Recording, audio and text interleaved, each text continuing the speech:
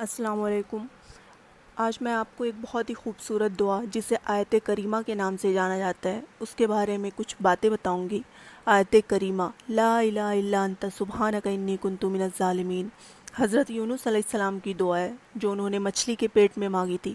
یہ دعا سخت مشکلات، پریشانیوں اور گناہوں کی معافی کے لیے انتہائی بابرکت ہے۔ اس کا مطلب ہے تیرے سوا کوئی معبود نہیں، تو پاک ہے، بے شک میں ظالموں میں سے ہوں۔ تو چلیے آج ہم شروع کرتے ہیں۔ حضرت یونس علیہ السلام کی زندگی کا وہ مشہور واقعہ جس میں آیت کریمہ، جسے دعائے یونس بھی کہا جاتا ہے، نازل ہوئی۔ صبر، توبہ اور اللہ کی رحمت کی ایک عظیم داستان۔ آیت کریمہ لا الہ الا انت سبحانک انی کنت من الظالمین۔ حضرت یونس علیہ السلام کو عراق کے علاقے میں لوگوں کی ہدایت کے لیے اللہ تعالیٰ نے بھیجا۔ وہاں کی آبادی 1 لاکھ سے زیادہ تھی جو بت پرستی اور گناہوں میں غرق تھی۔ حضرت یونس علیہ السلام طویل عرصے تک انہیں اللہ کی طرف بلایا، لیکن ان لوگوں نے بات ماننے سے انکار کر دیا اور مذاق اڑایا۔ جب حضرت یونس علیہ السلام نے دیکھا کہ وہ لوگ ہدایت پر نہیں آ رہے تو وہ غصے کی حالت میں اور اللہ کا حکم کا انتظار کیے بغیر بستی چھوڑ کر چلے گئے۔ آپ نے انہیں خبردار کر دیا کہ 3 دن کے بعد تم پر عذاب آئے گا۔ بستی سے نکلنے کے بعد حضرت یونس علیہ السلام ایک کشتی میں سوار ہوئے۔ جب کشتی بیچ سمندر پہنچی تو بوجھ زیادہ ہونے کی وجہ سے ڈوبنے لگی۔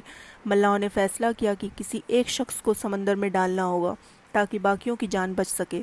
قرآن اندازی کی گئی تو 3 بار حضرت یونس علیہ السلام کا نام نکلا۔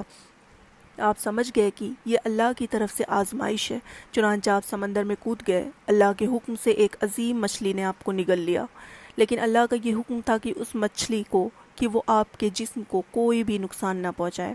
مچھلی کے پیٹ میں جہاں اندھیرا ہی اندھیرا تھا، حضرت یونس علیہ السلام کو اپنی غلطی کا احساس ہوا۔ آپ نے اللہ کی بارگاہ میں گریہ بازاری شروع کر دی اور وہی کلمات پکارے جو آج آیت کریمہ کے نام سے مشہور ہے۔ آپ نے اللہ کی توحید بیان کی، اس کی پاکی بیان کی اور اپنی کمزوری کا اعتراف کیا۔ مچھلی کے پیٹ کی گہرائیوں میں آپ کی یہ طرف اللہ کو اتنی پسند آئی کہ اللہ تعالیٰ نے مچھلی کو حکم دیا کہ وہ آپ کو لا کے ساحل کے کنارے پہ چھوڑ دے۔ دوسری طرف جب حضرت یونس علیہ السلام بستی سے نکلے تو وہاں کے لوگوں نے آسمان پر عذاب کے آثار دیکھ لیے۔ انہیں احساس ہوا کہ یونس علیہ السلام سچے نبی تھے۔ وہ سب روتے ہوئے جنگلوں کی طرف نکل گئے، اپنے گناہوں کی معافی مانگی اور سچے دل سے ایمان لے آئے۔ اللہ نے ان کی توبہ قبول کر لی اور تاریخ میں یہ واحد قوم ہے جس سے عذاب ٹال دیا گیا۔ جب حضرت یونس علیہ السلام مچھلی کے پیٹ سے باہر آئے تو کمزور ہو چکے تھے۔